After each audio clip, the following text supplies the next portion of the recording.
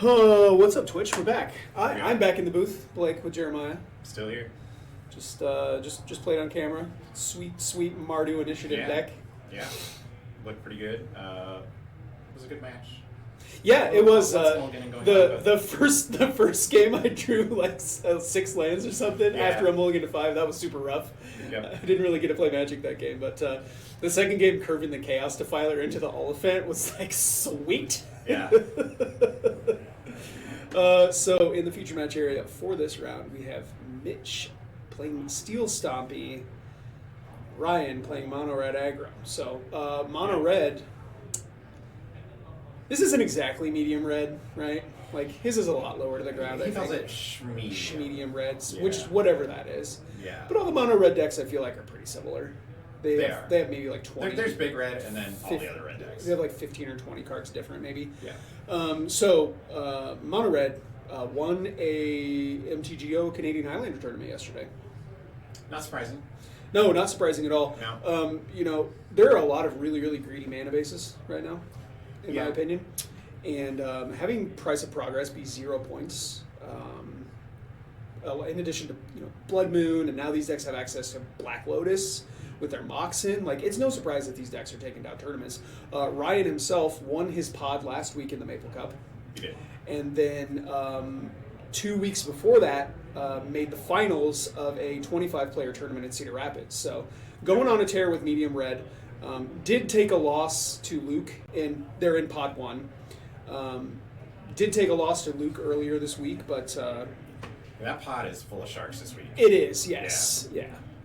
And Mitch winning his pod last week as well. On Yeah. the Blue Eyed Shop Stick. Yes.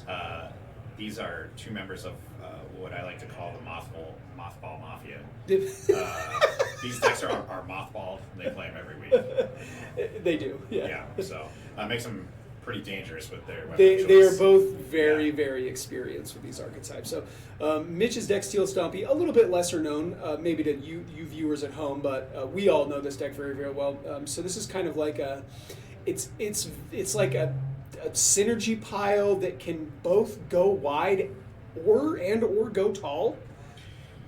Yeah, I mean, I was thinking about this week with Mitch. It's very rare to see Mitch lose a game to his opponent. He often loses to his own Own deck. Yeah. Sure. He's going to get started with a Adhikar Waste and an Expedition map. Yeah. So, explain. What do you mean? Well, I mean, so Mitch, a lot of top 8s in our Lawlander series last year. Yes. No conversions, right? Yes. And when you watch him on camera, a lot of times his deck is clearly capable of some very powerful things, but he oftentimes struggles to draw the lands required to do it. Sure. And he has some of the best lands in the game, so when he does draw them, the deck is insane. Yeah. And every now and then, though, he just kind of sits there. And not a reflection on Mitch necessarily, but that variance will get you in this format. He did make it to the finals of the second quarterly in 2023 where he faced Travis. Yeah. And in game 3, he started with a Mox draw that had, I forget what the payoff was. It was a very quick draw, and Travis was able to just rip him apart with a Lorn of the Third Path. Yeah. So that mono white deck, very much the same way that the mono red deck is just kind of able to punish these, sort of critical mass decks, I guess is what Mitch's deck really is. It's a critical mass deck. Here you see a Black Staff of the Waterdeep, that Expedition map getting cracked. I got to imagine he's going to go find a Tolarian Academy. That or a workshop. Depending on what his hand is looking like. Sure. And Ryan just playing lands. Now it's interesting, again with some of the point changes especially with the GT, making room for a strip mine in Mitch's deck. Yeah, potentially very, very dangerous. He did pick up the Tolarian Academy. Yeah, Mitch will, if he cannot kill you early, he will grind you out with the Crucible of Worlds, either with an Inventor's Fair or a strip mine or any of these kind of effects. He will play a long game if he has to and play it pretty well. So.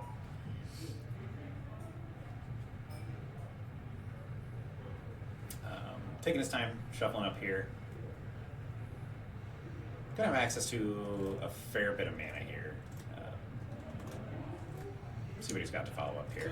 Yeah, it looks like just 2 mana up front from the Tolarian Academy, but Ryan also a deck that has Strip Mine and Wasteland as well. So the Black Staff of Waterdeep is going to turn the Skull Clamp into a 4/4, and then the 4/4 is going to get in the red zone. Ryan down to 16. And Mitch sort of correctly identifying that we can't sit around and wait playing against Ryan. We need to start pushing some damage. Yep. You know. Yep. Every card in Ryan's deck basically represents at least 3 damage, if not more than that. Yeah. So we had an in-turn Skull Crack there, I believe, from Ryan. Followed by the Strip Mine that is going to deal with this Academy. Now again, in Mitch's deck, this does not mean it's gone forever. Yeah. What is this creature that Ryan just put here? I was just trying to figure that out myself. I don't recognize that one. It's probably a 2/2 that has some other thing tacked onto it. That's almost every creature in Ryan's deck. Yeah. Ravager. The nice thing about that Black Staff of the Waterdeep is this creature still just gets to stay a 4/4. He doesn't have to continue to activate that every turn. So doesn't get to untap it, so he can untap it, but it's sort of the upside to it being a sorcery speed activation. Sure. Kind of the balance of the card. Ryan down to 12. Untap. Arcbound Ravager potentially representing a ton more damage. He's got the... It does represent a lot of damage. It also represents a way to make Ryan's removal pretty bad. Yeah. He can circumvent removal pretty easily by invalidating the targets. Here is a Flame Slash. Looks like that's going to get pointed at the Skull Clamp. Yeah, so Ryan just sort of maybe taking the slow crawl up the ladder here. Kill the Skull Clamp, and then maybe he's got just destroy target artifact. Yeah, Fury. And here is a Fury pitching a Rift Bolt, it looks like. So that's going to take care of the Arcbound Ravager. And that's good sequencing by Ryan. It means that there's no modular counters going anywhere. It's just... And 2 damage is going to come across, and it's going to get activated. This is some sort of creature with fire breathing, potentially. Let me go see what this creature is. Yep.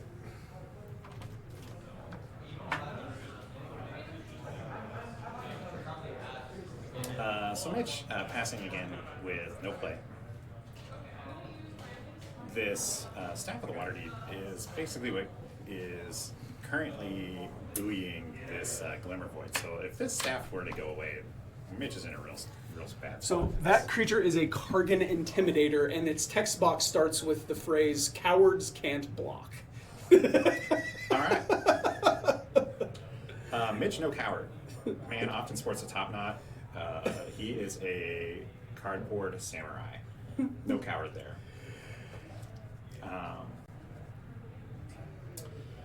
This is sort of what I was talking about at the beginning of the round. Mitch, sometimes his mana base just sort of fails him, and, Sure. And it didn't just fail him. I mean, He got Strip Mine.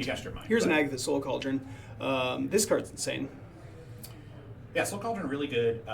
Less good in this particular scenario. Right. But capable of some powerful things. It's also not particularly good against mono red specifically, right? The graveyard hate aspect of it doesn't really do much. Here's 4 mana.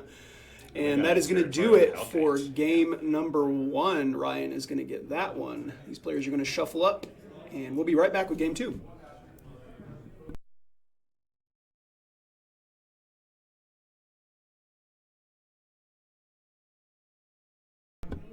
And we're back.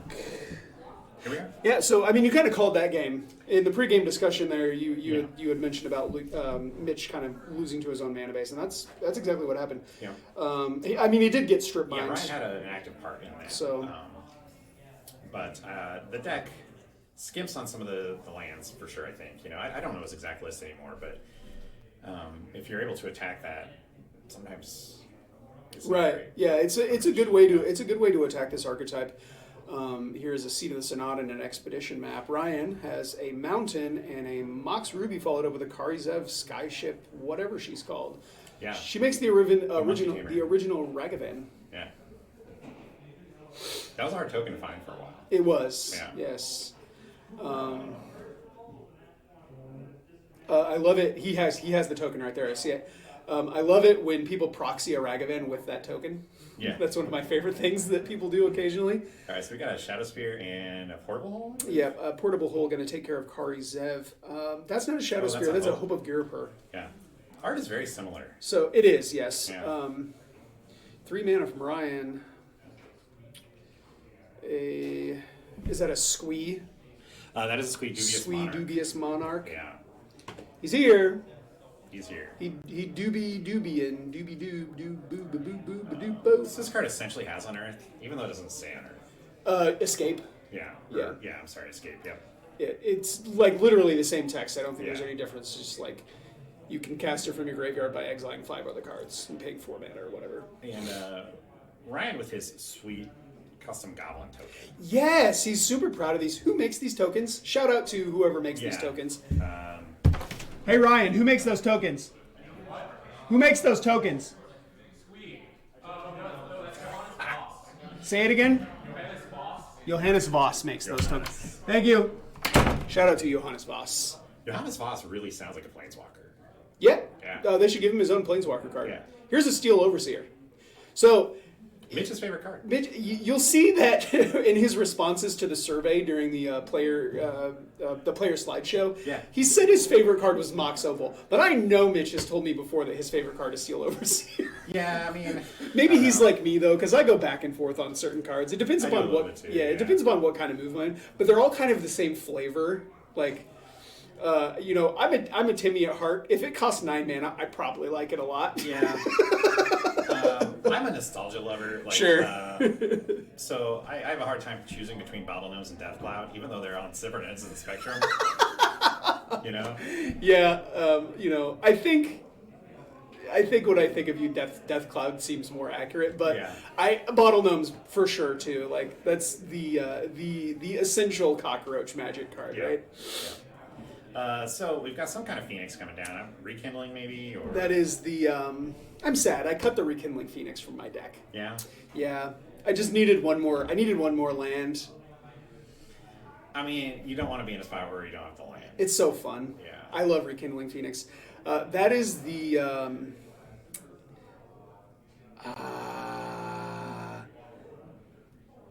I can't remember which Phoenix that is. I think it's the very small Phoenix. It's like 2 or 3 mana. Phoenix, like goblins, they're pretty much all the same. You don't really need to know the name. Yeah, They it's get a in there it's and a they flying attack, haste if it dies, creature it comes that back. somehow it comes back. Yeah. That one doesn't apparently have haste, but or Ryan decided not to attack. I mean, maybe it dies to the Hope of Girpur or something. That does not seem like a calculation Ryan cares about. It does not. No, math is for blockers after all. Yeah, and Ryan wholeheartedly subscribes to that theory. Here's an Urza Saga. I believe Mitch picked up the Urza Saga off of the Expedition map. Interesting. Expedition map is one of these cards in his deck, like you had mentioned about the Mishra's Workshop. He has quite a few really high value lands that he can go get off of it. The one that searches for artifacts if you have Metalcraft. Yes, the Adventurer's Fair, yeah, that's another one. Here's a Chaos of Chaos Adventurer, and you got to think that Mitch is in a very, very tight spot here. He is. Ryan just stomping on the gas here. It's, yeah. Things not looking too good for your boy. So Caves of Chaos Adventurer is going to come into play, and that's going to introduce the initiative. Interestingly, I'm playing Mardu Initiative this week, and I have not cast an initiative creature yet. No. I'm only playing 3 initiative creatures, though, I guess. I mean, there's initiative, and then there's that's all I want to do. The Mardu deck is very much. You kind of leave some of them out. Yeah, the Mardu deck is very much not that. You're not playing like the Ephemerate or anything like that. Like the Naya deck. It also ramps a lot less than the Naya deck does. And a Swift Spear. And a Monastery Swift Spear. So we're just going sideways. Everybody's getting in the red zone. I believe that Caves of Chaos Adventure will be attacking as well. It does not have haste. Oh, he just played that this Yeah, turn? yeah. Oh, okay, sure. I was thinking we had passed back to Mitch at some point in time, but... Sure. So this is 1, 2, 3, 4, 5, 6, 7, 8 damage coming across here. It's just a 4-mana 5/3 Trampler that takes the initiative and exiles the top card of your library when it attacks, and you can cast it. Yeah, that's all. That's all it is. For 4 mana. Yeah. That's it. Pretty vanilla. It's a human. It's pretty vanilla. You know? It's a berserker as well. Yeah.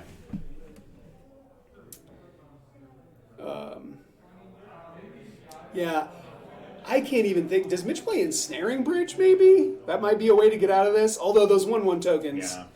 Yeah. Yeah, and Mitch has 3 cards in hand, so I don't even know that Ensnaring Bridge is going to be able to get him out of this. We might be packing it up real soon. Mitch draws a card. It looks like an Esper Sentinel. That's not going to help him here. No. Or is this all going to go to Chapter 2? Now, he had a plan with this saga. It makes me wonder if there's some 0 or 1 cost that he was really looking for. To because try he to had help him out for of this the- situation. Yeah, but I can't think of one off the top of I my think head. when you're Really behind, and you don't need a critical amount of mana for something that's in your hand, the Saga is probably the safe bet. He's counting it up right now. So, the Caves of Chaos Adventure having Trample is probably going to be the nail in the coffin. Yeah. And he almost has to swing here because he can't really let Ryan forge onto this chaos. Right, which will also, yeah. Also helps slam that door closed real quick.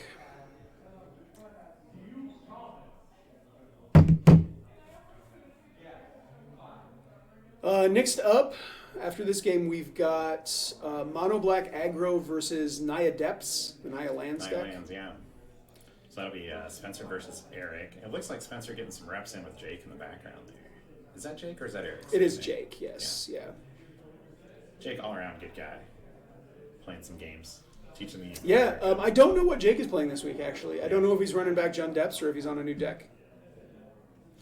Jake is one of the wild cards, you know. He's got a few decks that I would say, like, he's got a lot of experience with.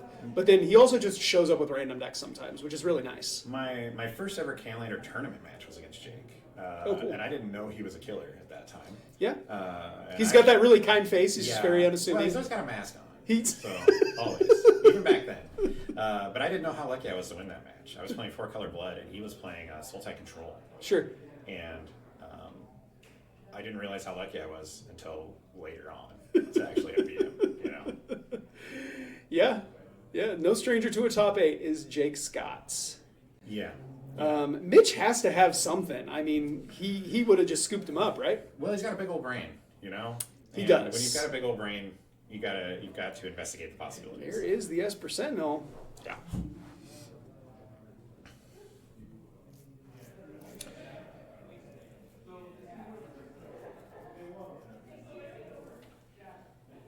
So, you know, I don't know. Maybe he's hoping to go to combat here and have Ryan do something. Maybe to let him draw another card, see another card with a Sentinel.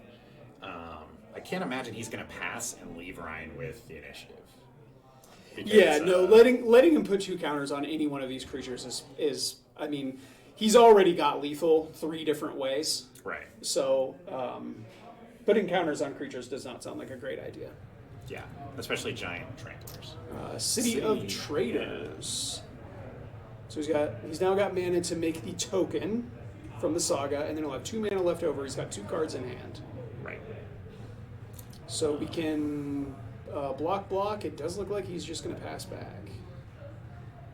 So something is going to pick up a couple of counters. Maybe Ryan will elect to scry instead of put counters on stuff. Oh no, I'm wrong. That does not check out, I don't think. 2 counters going to go on the Caves of Chaos Adventure. The thing is just a measly 7/5 now. Yeah, 7/5 trample. 7/5 trample, draws a card when it attacks. All for just 4 mana. Here's a Hazaret the Fervent, and that is going to do it for Mitch. Hazaret, a sweet way to win the game. I'm not going to lie. I mean, anytime you have a god. I love Hazaret though. Yeah. He just hits different. When you play a god and you drop the elbow, it feels good. You know? All right, that is going to do it for this game. Ryan is going to win 2-0 with Mono Red Aggro over Mitch playing Steel Stompy. Kind of just nothing particularly crazy in Mitch's opening draws, and then Ryan just kind of having all of the gas. Yeah, I mean, Mitch had his map. He had the portable hole. He tried to buy some time, but he let that squee go unanswered, and then, it just snowballed from there. Yep. That's kind of how it goes sometimes, but I believe, does that wrap up the pod for Luke? So Jake is also in this pod. Oh, so okay. both of these players also have to play Jake today. So. Gotcha. Has Luke already played Jake?